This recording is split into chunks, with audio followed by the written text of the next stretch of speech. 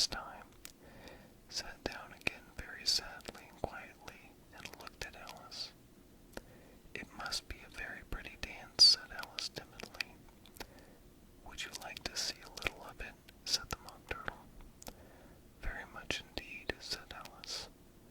"Come, let's try the first figure," said the Mock Turtle to the Griffin. "We can do without lobsters, you know. Which shall sing?" "Oh,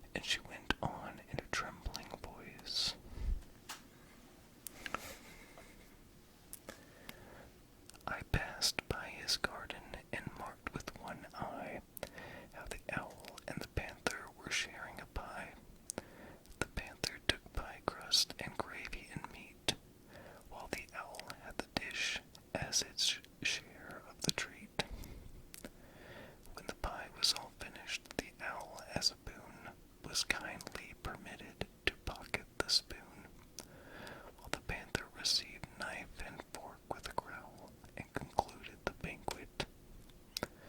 What is the use of repeating all that stuff? The Mock Turtle interrupted. If you don't explain it as you go on, it's by far the most confusing thing I ever heard. Yes, I think you'd better leave off, said the Gryphon, and Alice was only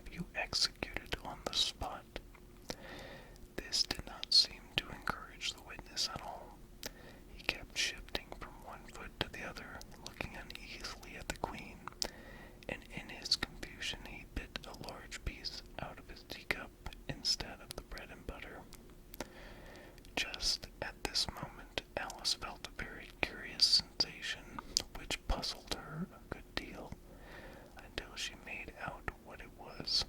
She was beginning to grow larger again, and she thought at first she would get up and leave the court. But on second thoughts, she decided to remain where she was as long as there was room for her.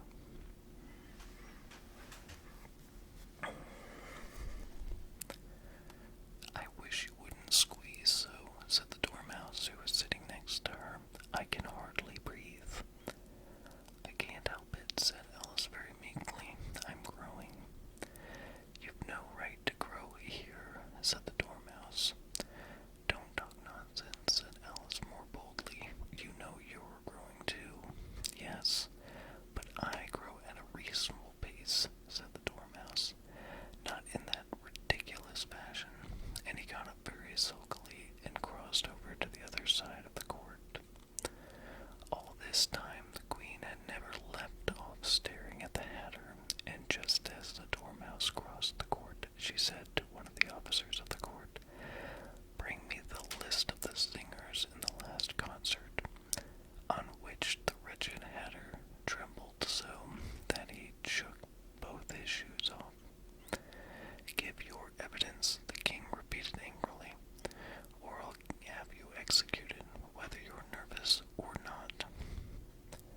"I'm a poor man, your Majesty," the Hatter began in a trembling voice, "and I hadn't begun my tea, not above a week or so, and what with the bread and butter getting so thin, and the twinkling of the tea—" "The twinkling of the what?" said the King. "It began with the tea," the Hatter replied.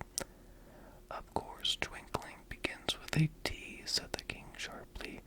"Do you take me for a dunce? Go on." "I'm a poor man," the Hatter went on, "and most things twinkled after that." Only the Marcher said. "I didn't," the Marcher interrupted in a great hurry. "You did," said the Hatter. "I deny it," said the Marcher. "He denies it," said the King. "Leave out that part." "Well, at any rate," the Dormouse said, the Hatter went on, looking anxiously round to see if he would deny it too. But the Dormouse denied nothing, being fast asleep.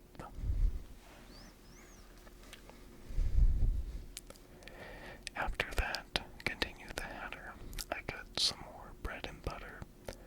"But what did the Dormouse say?" one of the jury asked. "That I can't remember," said the Hatter.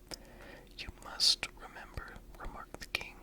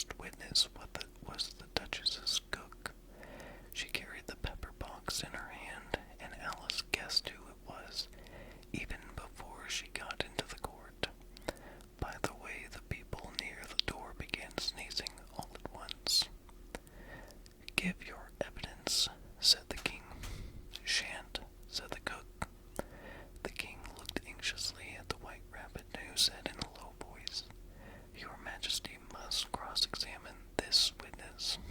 "Well, if I must, I must," the king said with a melancholy air, and after folding his arms and frowning at the cook till his eyes were nearly out of sight, he said in a deep voice, "What are tarts made of?" "Pepper, mostly," said the cook. "Treacle," said a sleepy voice behind her.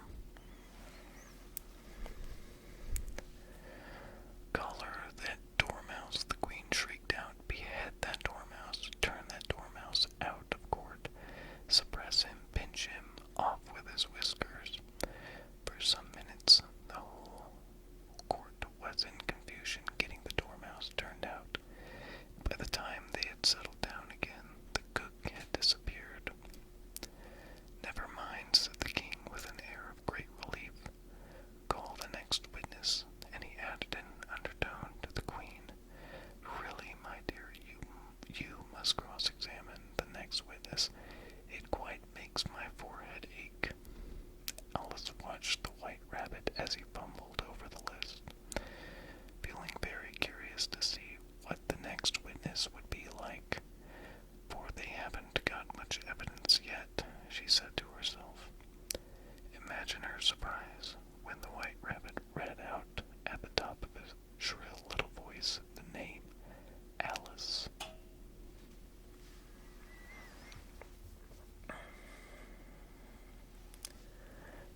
Chapter 12. Alice's Evidence. "Here," cried Alice, quite forgetting in the flurry of the moment how large she had grown in the last few minutes, and she jumped up in such a hurry that she tipped over the jury box with the edge of her skirt, upsetting all the jurymen onto the heads of the crowd below, and there they lay sprawling about, reminding her much of a globe of goldfish she had accidentally upset the week before. "Oh, I beg your pardon," she exclaimed in a tone of great dismay, and began picking them up again as quickly as she could, for the accident of the goldfish kept running in her head, and she had a vague sort of idea that they must be collected at once and put back into the jury box, or they would die.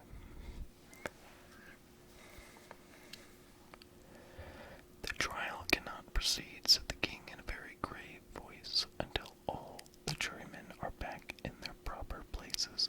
All," he repeated with great emphasis, looking hard at Alice as he said so.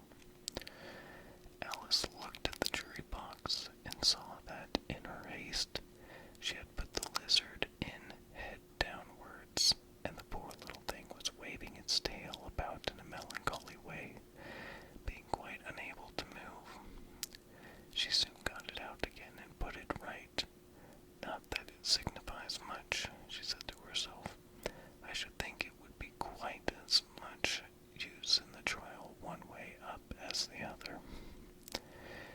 As soon as the jury had a little recovered from the shock of being upset, and their slates and pencils had been found and handed back to them, they set to work very diligently to write out a history of the accident, all except the lizard, who seemed too much overcome to do anything but sit with its mouth open, gazing up into the roof of the court.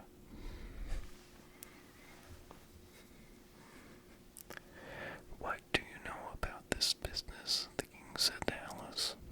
"Nothing," said Alice. "Nothing whatever," persisted the king. "Nothing whatever," said Alice. "That's very important," the king said, turning to the jury.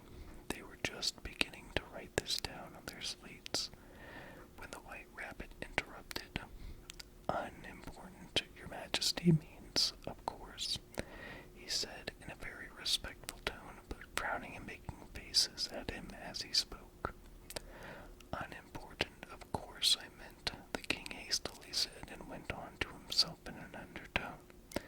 "Important, unimportant, unimportant, important," as if he were trying which word sounded best. Some of the jury wrote it down important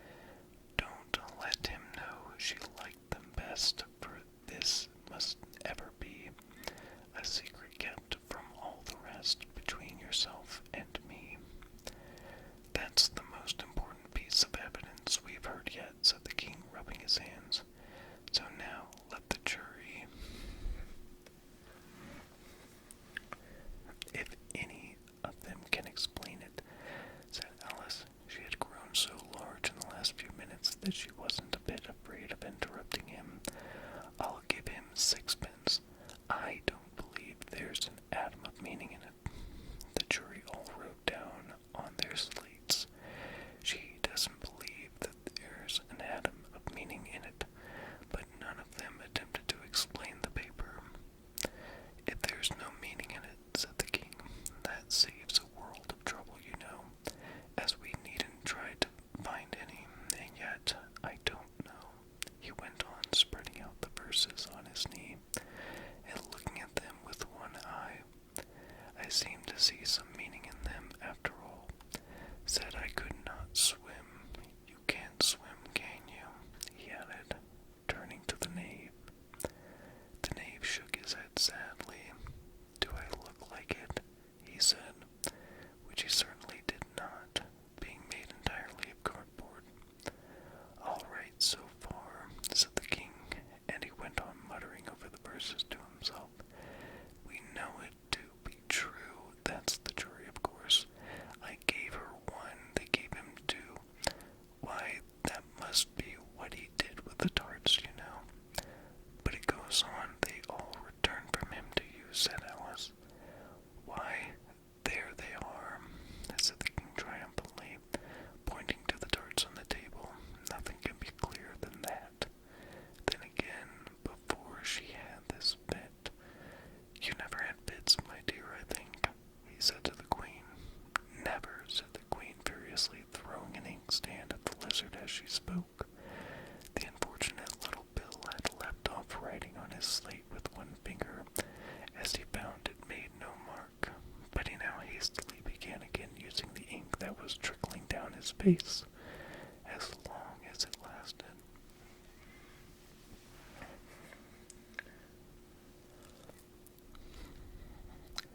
Then the words don't fit you, said the king, looking round the court with a smile. There was a dead silence.